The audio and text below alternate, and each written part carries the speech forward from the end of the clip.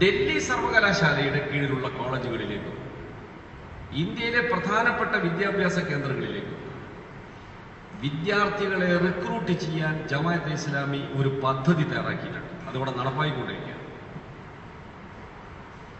Chennamangalur Islahiya higher secondary സ്കൂളാണ് ഈ റിക്രൂട്ട്മെന്റിന്റെ ഏറ്റവും വലിയ സെന്റർ. ജമാഅത്തെ ഇസ്ലാമി നടത്തുന്ന സ്കൂളാണ്. മറ്റൊന്ന് അൽ ജാമിയ അൽ ഇസ്ലാമിയ അറബിക് കോളേജ് ശാന്തപുരം, മറ്റൊരു വിദ്യാഭ്യാസ സ്ഥാപനമാണ്. ഇവിടെ നിന്നാണ് ഈ റിക്രൂട്ട്മെന്റ് നടത്തിക്കൊണ്ടിരിക്കുന്നത്.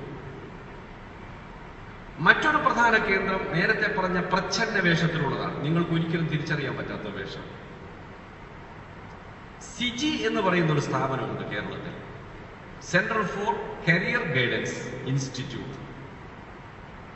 ഈ ഇൻസ്റ്റിറ്റ്യൂട്ട് ഇവിടെ പ്രവർത്തിക്കുന്നത് കോഴിക്കോട് ചേവായൂരില്ല. അതിന്റെ ഭൂമി വാങ്ങിയത് ജമാഅത്തെ ഇസ്ലാമിയുടെ നേതാക്കന്മാരുടെ പേരില്ല. പക്ഷേ നിങ്ങൾക്ക് ആ സ്ഥാപനം കണ്ടാൽ അവിടെ പോയാൽ ഇത് ജമാഅത്തിന്റെ ആണെന്നൊന്നും മനസ്സിലാവില്ല.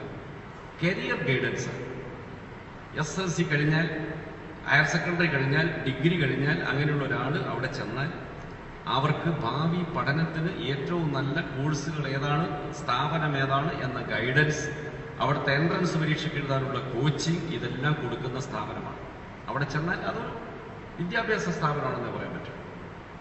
എന്നാൽ ജമാഅത്തെ ഇസ്ലാമിയുടെ നിർദ്ദേശാനുസരണം അനുയോജ്യനായ കാഡർമാരെ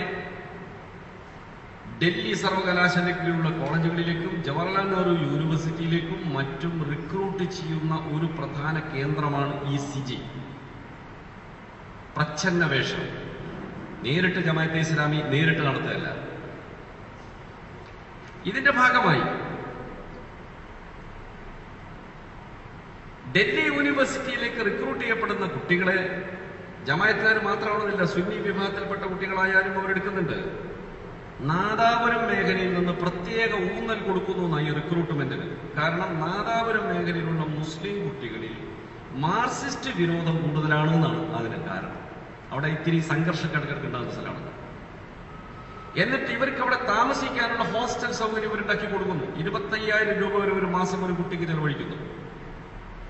അതിന്റെ പുറമെ പാവപ്പെട്ട കുടുംബത്തിലെ കുട്ടികളാണെങ്കിൽ അവർക്ക് സ്റ്റൈപ്പൻഡ് കൊടുക്കുന്നു. എന്നിട്ട് അവരെ പതുക്കെ പതുക്കെ ഡൽഹിയിലെ ജമാഅത്തെ ഇസ്ലാമിയുടെ സംഘടനയിലേക്ക് കൊണ്ടുവരുന്നു. മലയാളി ഹൽക്ക, അതൊരു ഒരു സംഘാടനത്തിന്റെ പേരാണ്. അതിലേക്ക് കൊണ്ടുവരുന്നു. ജമാഅത്തെ ഇസ്ലാമിയുടെ ആശയങ്ങൾ പതുക്കെ പതുക്കെ അവരിലേക്ക് ചെലുത്തുന്നു. ഒറ്റയടിക്ക് പറയുന്നത് ഇവരെ ആശ്രയിച്ച് പഠിക്കുന്നവരായതുകൊണ്ട് അച്ചടക്കത്തോടുകൂടി കുട്ടികളിരുന്ന് ഈ മലയാളി ഹൽക്കയിൽ പങ്കെടുക്കുകയും പഠനങ്ങൾ നടത്തുകയും ചെയ്യുന്നു. അവരുടെ അക്കാദമിക് കോഴ്സ് കഴിയുമ്പോൾ ഇവർ ജമാഅത്തെ ഇസ്ലാമിയുടെ സജീവ പ്രവർത്തകരായി മാറുന്നു.